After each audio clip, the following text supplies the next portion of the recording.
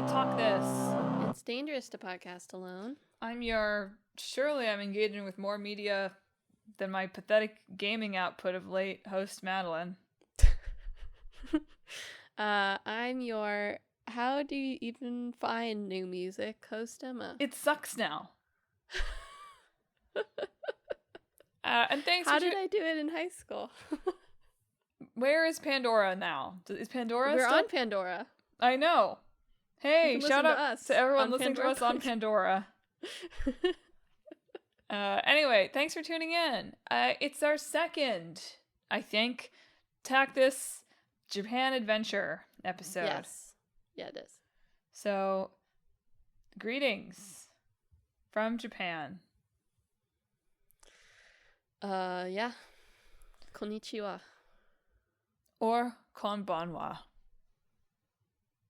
Yeah. Who Well, knows? it's noon on Sundays in Eastern time. So. Yeah, but you could be listening from anywhere. For us, at noon on Sunday, it's, let's see, we're 14 hours ahead. So it's generous of us to have recorded this live at 2 a.m. Yeah. Exactly. 2 a.m. on Monday. All right, Madelyn, tell us, what are we talking about today for our very special episode? So because Emma and I have now been traveling for about a week, and it felt odd to do a 6 weeks in gaming, not that it would have been recorded in advance, because that's not how we do things. Yeah, no. But it felt odd to do a 6 weeks in gaming in the middle of our Japan trip, when my plan is to play a ton of games on the flights.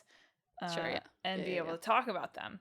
So because that felt odd, we decided that we would throw in not this or whatever, which is a podcast talking a bit about the media and entertainment that we have been engaging with that are not video games. So now the Cold Steel Report. Just kidding. Exactly. Yeah. Listen, I did actually read one of the in-game books for Reverie, so it's getting dire here, folks. Cold Steel is not a video game, it's a lifestyle. Usually I diligently collect the books and then ignore their existence. So, there you go. Shout out to Emma for it getting even worse.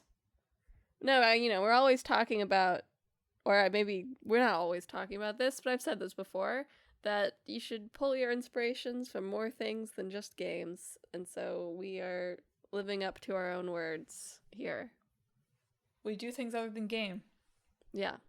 Who would have thought? Yeah. Well, Emma, what have you been reading or watching or listening to or whatever? How broad. Well, I know. There's all sorts of things that are not video games out there. Who would have thought? Well, since you had been asking me before and we didn't actually really talk about it, I did finish The Ministry of Time. Right. Which is a book. It's it's not my most recent finished book, but my second January book. Mm-hmm. Which is about like a secret London government agency that's discovered like a time door and is experimenting with it by pulling people from history who had died in their time through the door and seeing how they acclimate to the present day, both from a socialization perspective and from like a scientific, do their atoms stay together properly type perspective. So each of them is assigned a bridge to help guide them, and you follow one bridge with, I cannot remember his name. He's a real guy, a very famous British Arctic explorer who went on a very doomed, very bad expedition to the Arctic where everybody died. Whoops. So, very, is it high concept or is it low concept? I never know how it's probably high concept. It's pretty, pretty elaborate. But I get high and low fantasy confused. I don't think there is such a thing as low concept. Okay. As a term that's used anyway. Certainly there are things that are low concept, but I don't think that's a descriptive term. Okay. Well, it's very high concept.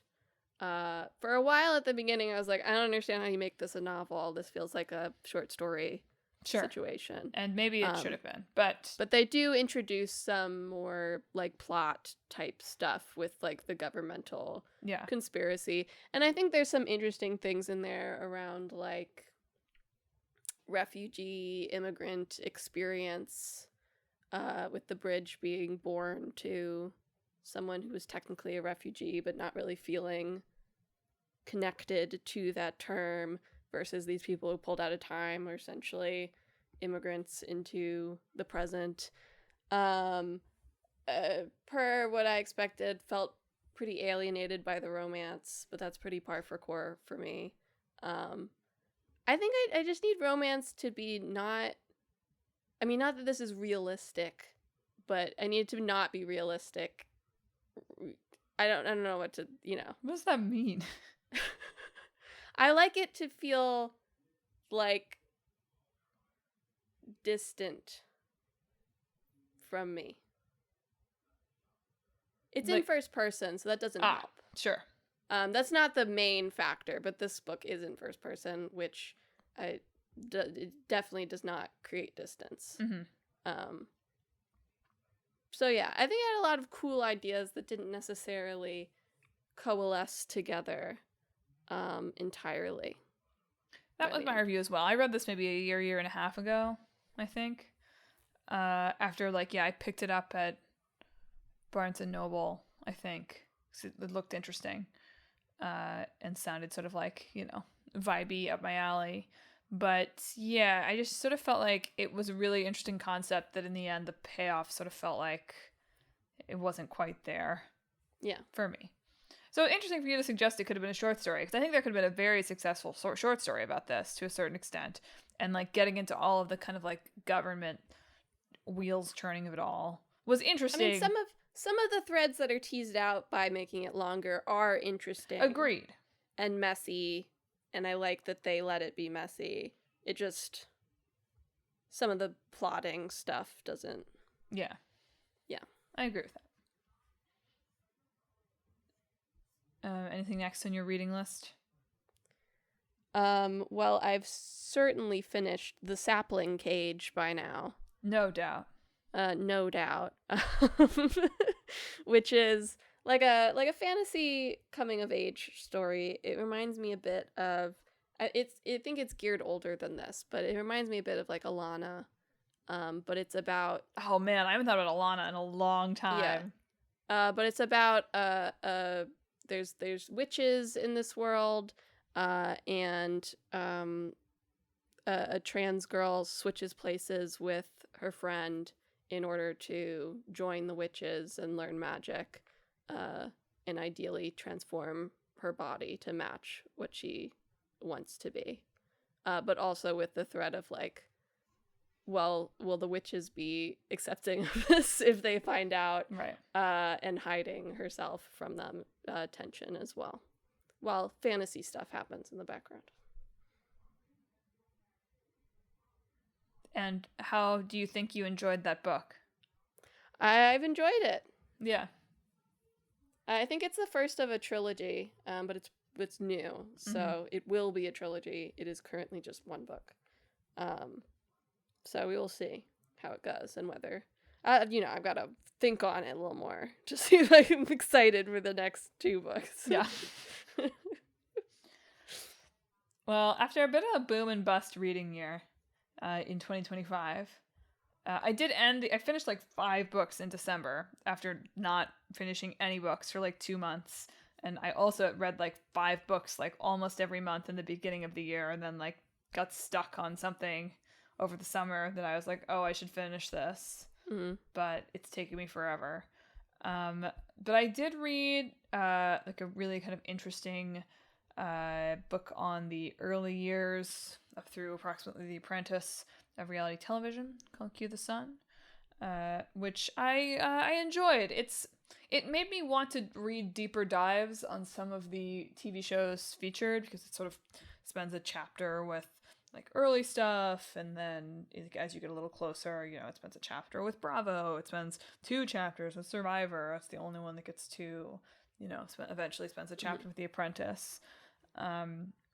But was interesting as someone who, has watched, I'd say, a small, moderate amount of some modern reality television, was interesting to read about how so many of the things that we kind of clutch our pearls about now are the same things that everyone has been clutching their pearls about in every iteration of reality, like all the way back to like Candid Camera, and like like people had concerns about the ethics of it even back when it was just like somebody prank calling people. Right. So that was really interesting. And of course, like the book tries to do some stuff in the end with, and it's not fair to be able to pack all of this into one chapter, right? But the book does some stuff at the end with The Apprentice and like how it made this like brand for Donald Trump that then he turned into the presidency, basically. And like the people that covered up even stuff he was doing on that show that was, racist and appalling, basically. Mm-hmm. I didn't necessarily feel like that part of the book was like so successful because it had to move through it so quickly. You could write a whole book about that, I'm sure. But was also interesting, like there's so many interesting little anecdotes about, like, I didn't realize there was a Big Brother cast, like a very early Big Brother cast that was in the Big Brother house while 9/11 happened. And they had to decide, one, whether to tell them, and then how to convince them that it wasn't like a joke for the show, like some kind of bit. Jeez, yeah. There was also someone who, her husband was watching the show and thought that she like flirted with some other guy, and then he hired like a skywriter to write something nasty about her so she could see it, and then she got very upset. Wow. I also didn't know that apparently the first season of Survivor, they were very concerned about like, we have to be like honorable. It was very interesting to read about the like different way that people approached being on television. They were like, this is a test of like us voting the right person off. And also they didn't know where the crew was going to sleep. So they slept on the beach with rats. Fun. Wow. So conditions have not improved for reality TV crews, really. All the way back to like radio reality TV shows. People have been like, this is garbage and it's the end of entertainment and it's the end of society. And I mean, maybe it is the end of entertainment and the end of society, but it's fascinating that same stuff has come up over and over again about stuff that we would now consider to be like incredibly tame and uncontroversial. I also read The Bodyguard, which was you would probably not have enjoyed. Yeah, I don't think so. It was anything fun. With that. I imagine it has that like that cover. Yes, cover. Yeah, anything with that cover. Probably not for me. How did we decide that is going to be the cover for every like adult romance novel? I guess somebody like my guess is that there was a very popular one that did it, and now it is just caught on like that. It's so fascinating. Yeah. I mean, it probably works in terms of if I'm looking for another one of those books. It certainly does communicate. Yeah. Like, will you be interested in this? I mean, don't judge a book by I was about to say, I think there's a famous phrase about this, but... Anyway, I have since borrowed The Expanse, the first book in the Expanse series from Emma, but I haven't started it because it's long. Emma said, it goes fast, which I believe. But they surprisingly go much faster than you think they That's not really most of it. I've opted into watching television on my commutes this month instead of reading, and so I haven't read. Oh, I guess I've also read for manga. I've been catching up with the latest hot Shonen Jump series. So I read Kagurabachi, which may sound familiar to you because it had like a bit of like a Morbius thing going on when it launched. Only it has actually become very successful for That's them. really funny. Kagurabachi is very like, it reminds me a lot of JJK, but like with a bit more character grounding and slightly less complicated power system. That would work for me. It is very still like the hype moments and aura type storytelling. Sure. Basically. It's in the middle of sort of like we watched the Shibuya incident part of JJK together and had several arguments about it, even though we both didn't really like it. Speaking of which, I'm debating whether to engage with season 3 at all. I haven't been watching it. I mean, I have not yet been watching it either, and I just have to decide if I will. Anyway, go on. Yeah. But yeah, it just had like one of those, and it does drop in some characters there where I'm like, cool, I would have liked to know this person ahead of time. Yeah. But the main cast, I think, has stronger grounding than a lot of JJK's main cast. And then I've also been reading Ichi the Witch, which is their other like big fantasy one that I'm liking quite a lot better. In terms of just like storytelling, its structure is more traditional with like arcs and then downtime and then arcs and then downtime, more of like a My Hero structure. Yeah. But with a smaller focused cast, and a setting that makes more sense for the types of things that they are doing. So in that one, it's like, the premise sounds quite tired, although this is actually the first female duo publishing a manga in Jump. There've been obviously been other women working on it before, but this has a woman writer and a woman artist. But the premise is like, in this world of witches where only women can be witches, they find the first boy witch, essentially. Gotcha. Ichi. A lot of witch content for you here. The titular Ichi. Yes, I guess so. Gender-based witch content. You're right. I am very interested in gender-based witch content right now, apparently. Emma Core. But it takes a little bit to get going, but I think like the 2 major arcs they've had so far have been very well put together, very good in terms of emotion, like just very straightforward storytelling, but executed in a very strong manner, essentially. And these I read because the Shonen Jump app is very cheap, and they just publish everything there every week. So it's very easy to catch up with these things. This episode brought to you by... Emma, what's your next category? You could do movies. I've watched almost none. You mentioned TV. You're watching TV on your commute. That's true. I've been for the first time. I almost said, as of recently, I have a phone that can... It's been over a year. I still... That's recently in the scope of how long you had your other phone. That's right.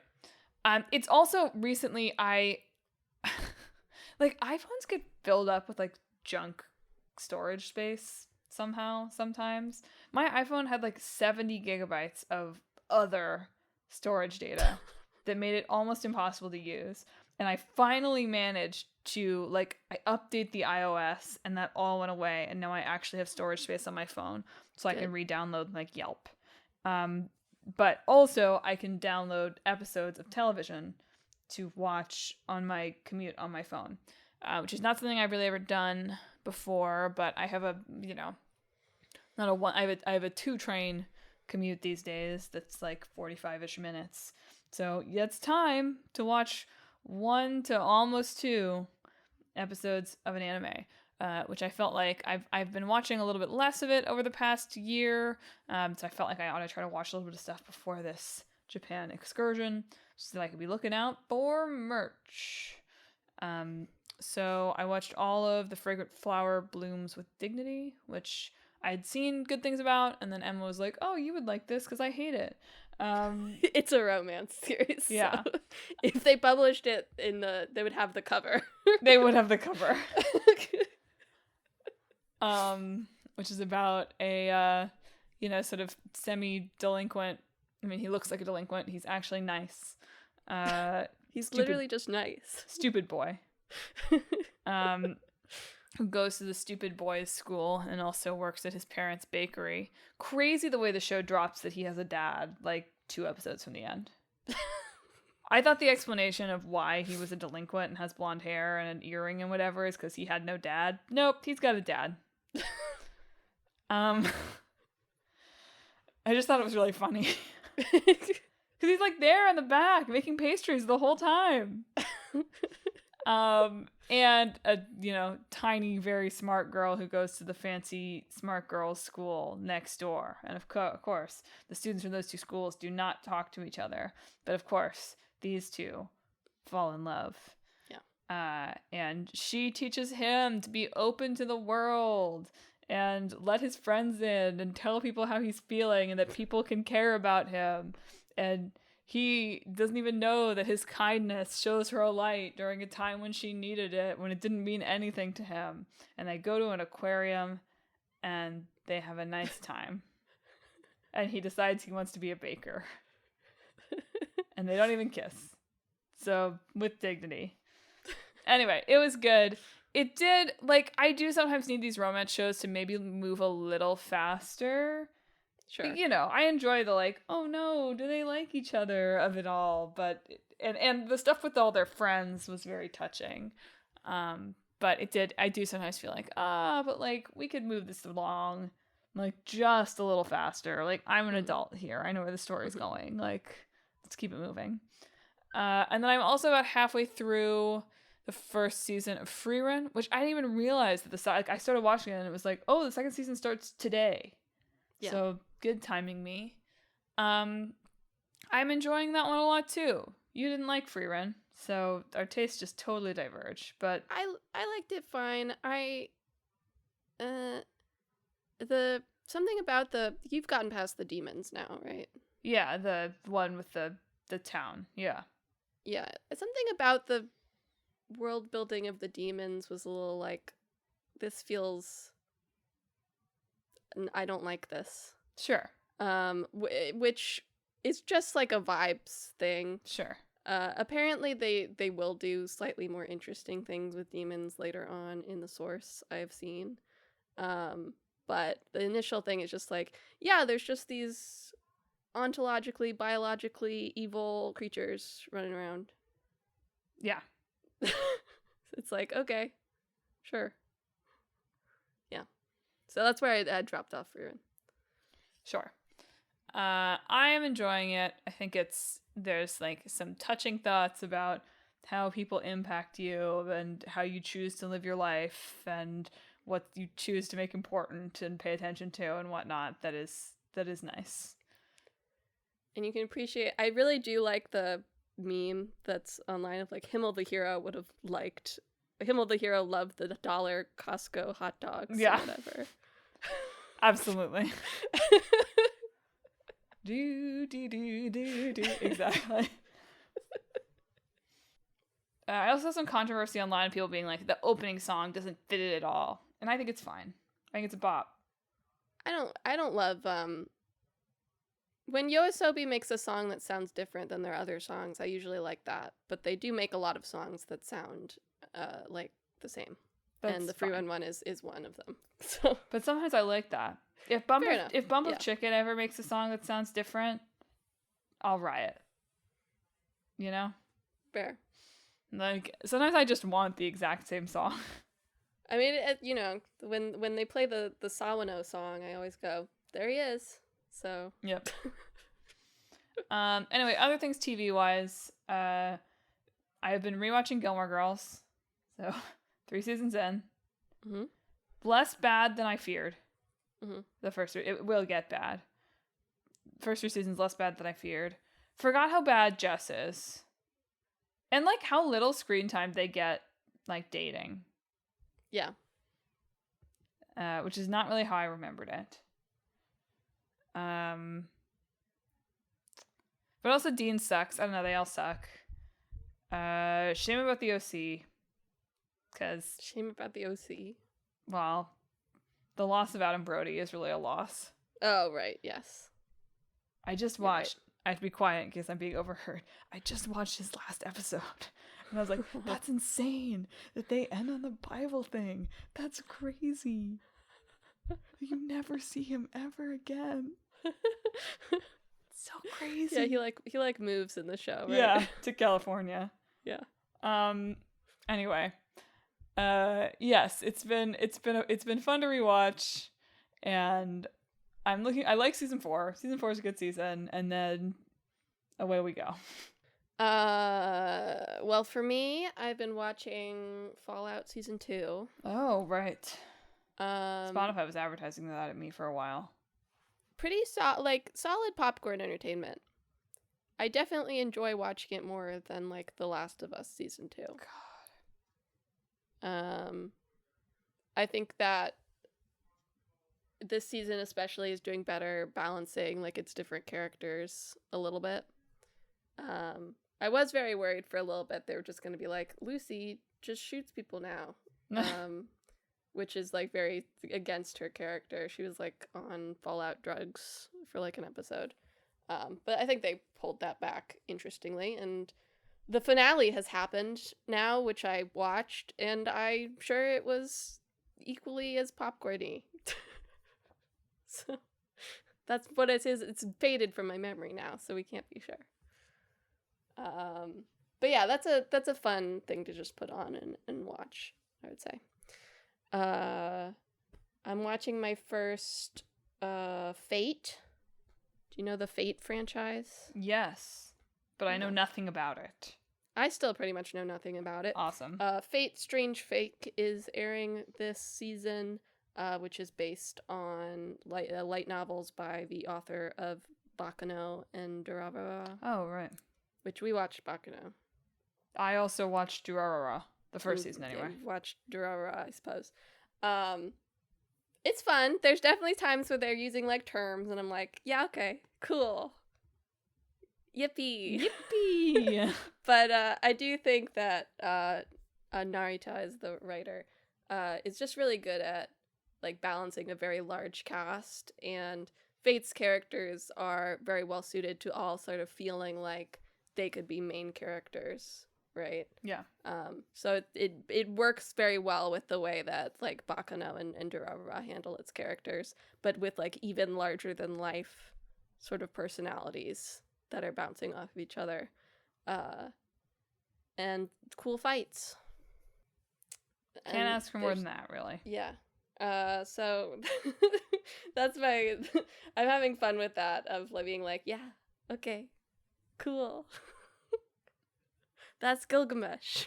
That's Gilgamesh. I know who he is. And let's see. I've very slowly watched a few episodes of Pluribus. Also. How are you liking Pluribus? I think it's good. It's very tiring to watch, I think. Which is why I have been slow with it. Mm-hmm. Because there's essentially just like two characters in it. Yeah. Right, and Carol is a very exhausting character to follow. Yeah. In particular. I'm very interested. They have like a 4-season plan, apparently. This is a new show by Vince Gilligan, who's the Breaking Bad guy. And apparently there's a 4-season plan.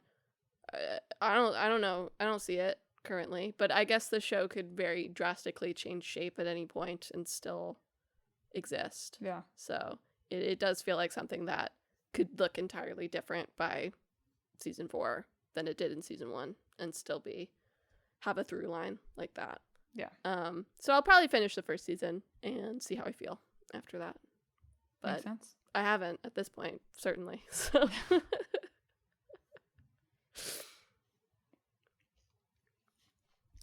I really haven't watched any movies. I saw Heathers because we did an event about it at work, which I hadn't seen the movie before. Wow, crazy. Crazy how like 90s. It's very 90s, yeah. Yeah. I watched 100 Meters, which is a movie I think you would like. Okay, is that a diss? No, I'm just kidding. I liked it a lot. That was a joke. The first movie I watched this year, because I watched it as the clock was turning over for New Year's. It's an animated movie about men's 100-meter dash, essentially. Yeah. It was I'd watched this director's previous work, which is called Ongaku, which was a very, very independent work. This one is not. It is with a budget and theoretically a production company behind it, although I believe he's still like made his own sort of studio because he's very self-taught and doesn't necessarily follow the standard practices, or even is comfortable with the standard practices of how animation is made in Japan. Yeah. He uses what's very characteristic is he uses a lot of rotoscoping, which is when you shoot things with live actors and then draw over it. That's crazy. Yeah. So there's a very wild rotoscoped 5-minute scene in the rain, just warming up for a race. That's crazy. That's very beautifully done and very put together. But yeah, it's essentially just about a bunch of people and the ephemerality of running 100 meters faster than anyone else, essentially. All the preparation that you do for essentially 10 seconds of your life. So you like sports things. I do like sports things. I thought you would probably enjoy that movie. And then I watched more recently, It Was Just an Accident, which I really, really liked. It's by, I'm really bad at names. It's by an Iranian filmmaker. Mm-hmm. I've heard of this one. He's not currently banned from filming, but he was for a while, and he still kind of has to shoot his things. Yeah, super stealthy. Secretly. Right, yeah. This is it's very much set in Iran, but technically it's the French submission for, the Oscars. Sure. It's produced in France, because Iran's not going to do it. Well, I don't think you can produce anything in Iran right now, but yeah. But it's about, someone thinks he recognizes, the Iranian government guy who kept him captive and tortured him for a long period of time. So he kidnapped him, but when the guy denies being this particular man, he starts taking him around in his truck to other people who were kidnapped and tortured to see if they can identify him, because they were all blindfolded for the entire time that they were imprisoned. So it becomes sort of a strange, kind of road trip kind of movie, but they're also carting around this unconscious man in the truck as well, and sort of debating and reckoning what they should do with him if they can definitively prove that this is the man that tortured them. So it's very good, tense, but also frequently funny movie. Nice. That feels very pressing right now, not just for what things are like in Iran, but what things are like here and many other places around the world. Well, I doubt you have any sports or theater to offer. Yeah, I'm sorry. We're missing the Winter Olympics, by the way. Oh, well. They'll probably have TVs in the hotel rooms. They have probably had TVs in the hotel rooms, you're right. I don't know. I can't, it was hard enough for me to conceptualize what the difference is between Eastern time. The idea of thinking about, when is it happening in Italy from Japan is actually too hard for me. Anyway, yes, I had my heart broken. Just kidding. I was not that invested in this. By my college football team, University of Miami, went all the way. Last seed in the college football playoffs, went all the way. And alas. I did have brief aspirations of if they win and they're playing in Miami, I'll go see the game in Miami, because tickets to the Fiesta Bowl were only $120. Wrong. $4,000 for the nosebleeds. College football is wild. A lot of money. A lot of money in there. Anyway, very cinematic ending with that. And very... Carson Beck is so weird looking. You should look him up and tell me if he's weird looking after this. I'll let you know. He looks like a PS2 character. Okay. Anyway, I also saw, before it closed on Broadway, Liberation, which had transferred from off-Broadway. It's a new play. It's sort of a memory play about the author's mother, who was in a women's liberation group in Ohio, I think, in the 70s. And then, married her father and had a very traditional marriage, and her sort of grappling with, this being a woman who, had a meeting where they all sat naked with each other, right? Mm-hmm. And then, who she was as a mom. which was good. And yes, they made us put all our phones in yonder pouches because the cast is like naked for a scene. Sure. But which is the world we live in. Which meant that the person sitting next to me like tried to strike up a conversation with me at intermission, which it only just occurred to me is probably because she didn't have her phone. Yeah. I was like, oh, read wow. your program. Like, yeah, like, okay. Read your program quietly.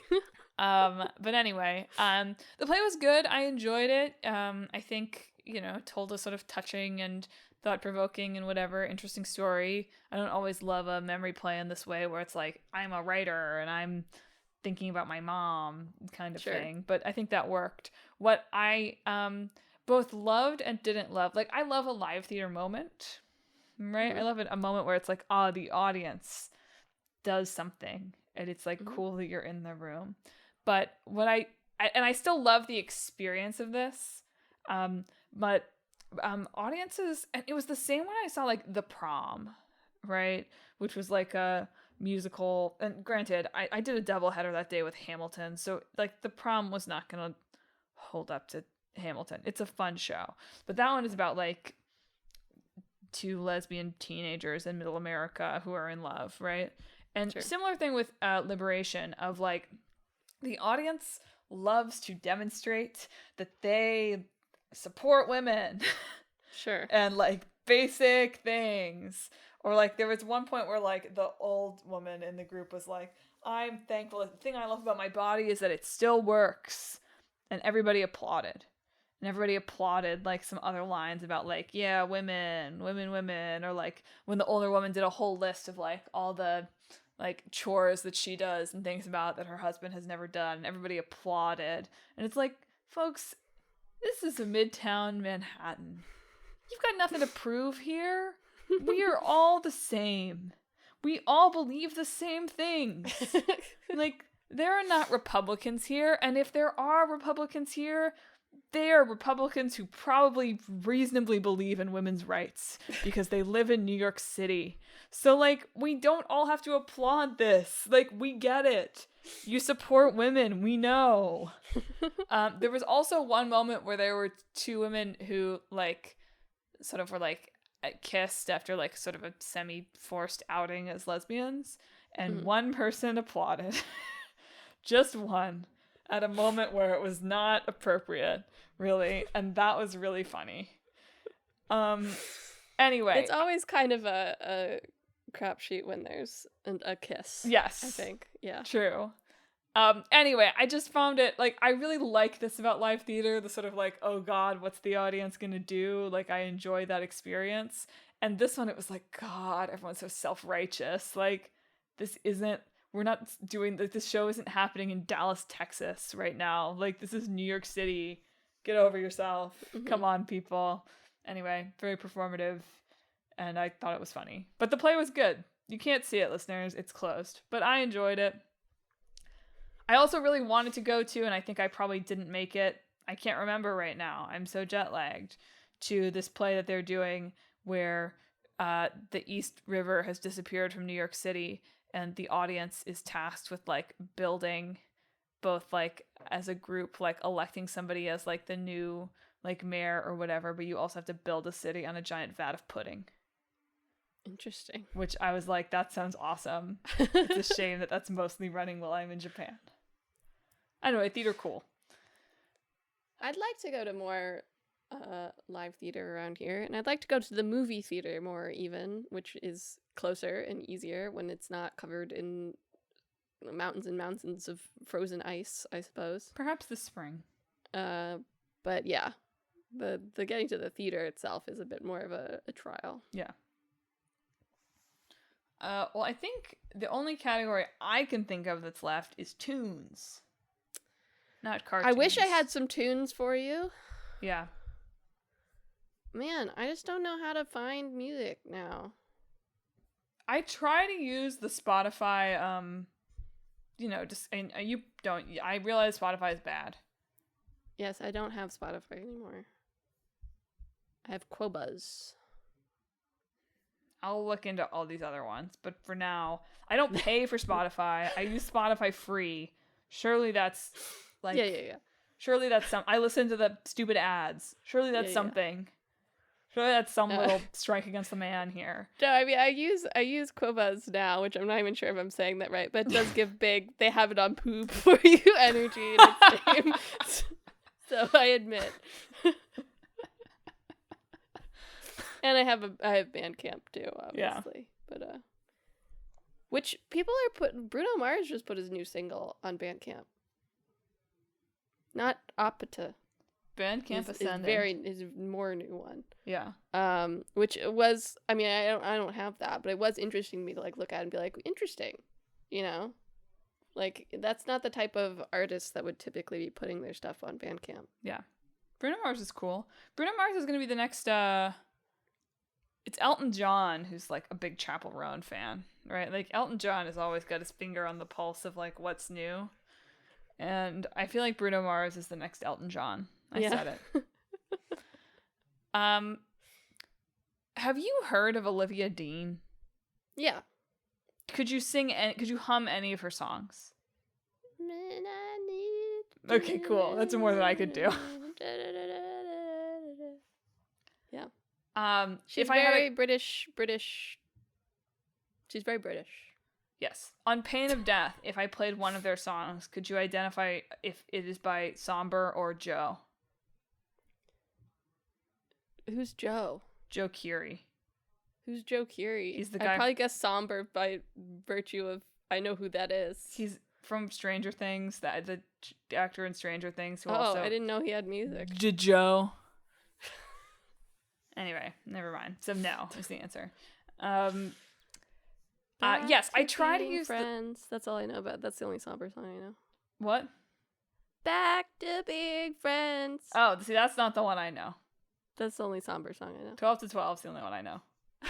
Because it comes up, Spotify puts it on. So I like some Discover Weekly, or Release Radar will sometimes give me stuff that's useful.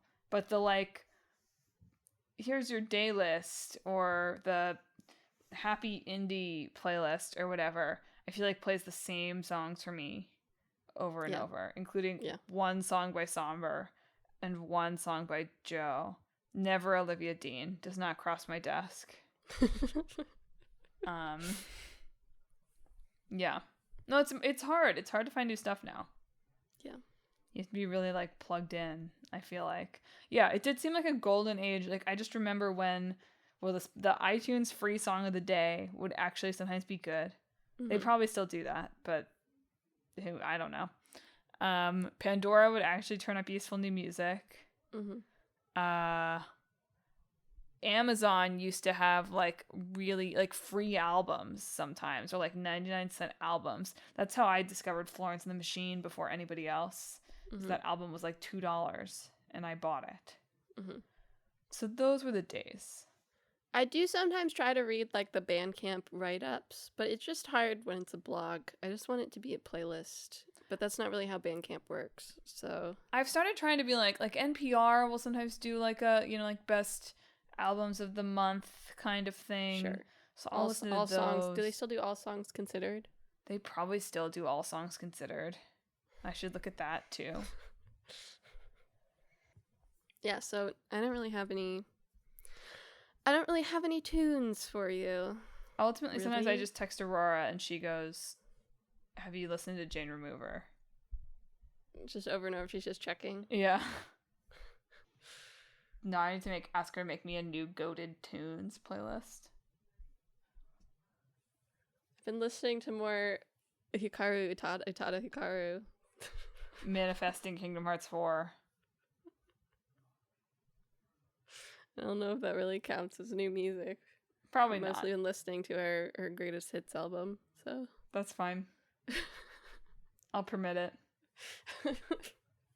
Oh, you know what I listened to that is great? The Fray's first album, or I assume it's their first album. Oh man. That one album from the Fray. Wow. That's a throwback. Nothing but bangers. Hit after hit after hit. I really should just try to be like, okay, what did I listen to like sophomore year of high school? Are they still making music? Yeah. That's probably what I should do to discover quote unquote new music. But see, what I wish you could do is like And you sort of can. You can make like artist radio, but then it gives you stuff. What I want to be able to do is tell Spotify, like, yes, give me something that's like this artist and what they were making in 2011, but that's now. Because if you try to do like whatever, I don't know, take your pick of artist, radio, it'll just like give you, it's like, oh, you want to listen to songs from 2010. And like sometimes I do, but I don't want to be that person. Yeah. I would ideally not be that person. Yeah. So if anyone out there has any tips for music discovery. Don't say Benson Boone. He does backflips. Don't say Shabuzi. Who? Don't worry about it. Okay. Is that the... He's a country singer, I think. No, okay. Don't say Jelly Roll. Sure. Anyway, I'm sure the Grammys went great. You know, the portion of it that I watched was fine. Except that it's the Best New Artist medley featured some people doing songs in arrangements that I know are not the arrangement of the song, and then when anything played, I was like, does the song sound like this, or are they just doing it this way for the Grammys? Threw me off. Also, Sabrina Carpenter had a bird. Good for her. And on that note, thanks for tuning in to another episode of Talk This. It's dangerous to podcast alone. What have you been not gaming, listeners? Do you have tips for new music discovery in the year 2026 that doesn't involve like reading a lot of niche blogs sort of at random, or just like knowing what music is? Yeah. I suppose like sometimes what I should be doing is I'm on enough like concert venue mailing lists that I get the like coming up soon at Brooklyn Steel, and I really ought to just like judge a book by its cover, look at a few artist pictures, go like, these people look like folky vibey like me, let's listen to it. And then that would have the added benefit of me knowing that the concert was coming in like a few weeks or whatever. But pending that, how do you find new music?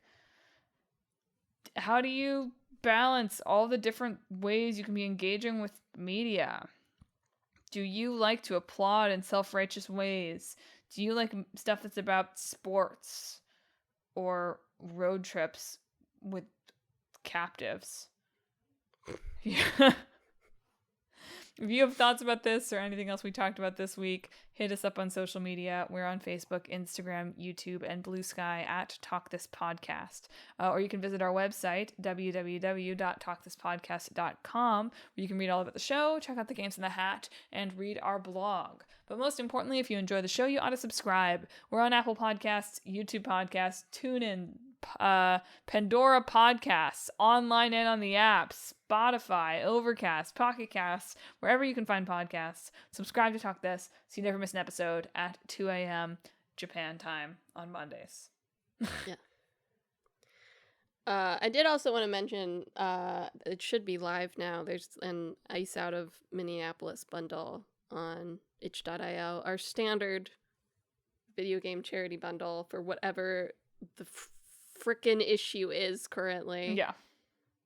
So if you want to get a bunch of new games, that's probably up, and I will probably have purchased it to see what I can play. Do those games play on Mac? Some of them, probably. Okay. Yeah, I think it's the same sort of thing as like Steam. Sure. That you make it compatible for that or not. But yes, theoretically, it should work on Mac. I will have to look. Well, next week it's 7 weeks in gaming, featuring probably still severely jet-lagged Talk This hosts. Yeah, it'll be great. Yeah. Like, why is there this weird gap in the middle? It's just a snort every once in a while. But look forward to that. And then our next main episode in 2 weeks when, like, will it be March? I think it will be. Insane. Yeah. So that's what we got. Thanks for listening. Emma, sign us off. This week, read a book. Okay.